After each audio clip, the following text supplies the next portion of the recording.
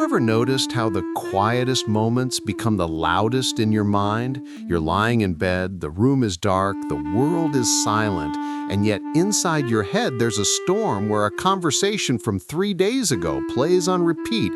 A decision you need to make branches into 1,000 what-ifs, and a text message you sent 2 hours ago suddenly feels like a catastrophic mistake.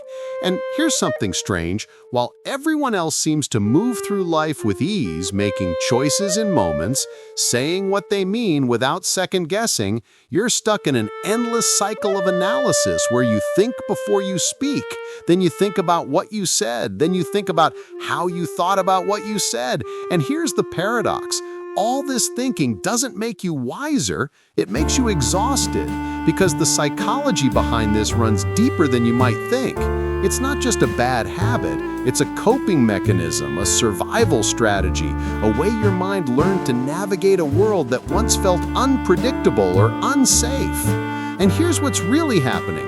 Your brain is trying to protect you. It learned that constant scanning, constant analyzing, constant preparation was the key to survival in an environment where moods were unpredictable, where reading the room wasn't just polite but necessary. And psychologists call this hypervigilance. Your nervous system stuck in analysis mode with heightened activity in the prefrontal cortex, those mirror neurons firing constantly, trying to predict every possible social outcome, which is why you replay conversations, analyze text messages like encrypted codes, construct elaborate scenarios playing out every possibility until you're paralyzed by the sheer weight of potentiality. And here's the thing no one tells you. Overthinking isn't just mentally exhausting, it's physically draining.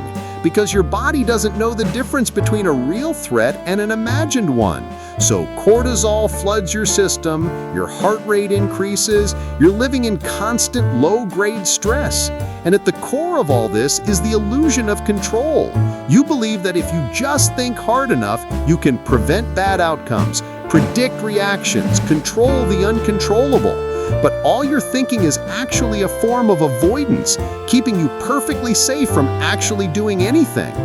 And underneath all this thinking is something tender. Fear.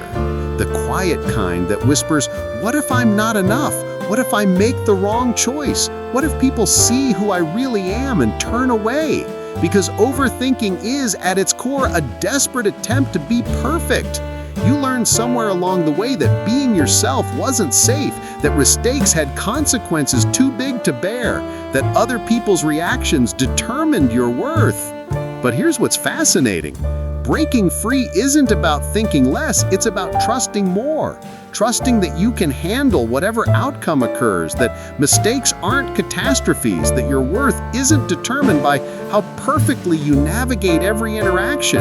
Because the same sensitivity that makes you overthink is also what makes you deeply empathetic. The same awareness that exhausts you is also what allows you to notice things others miss.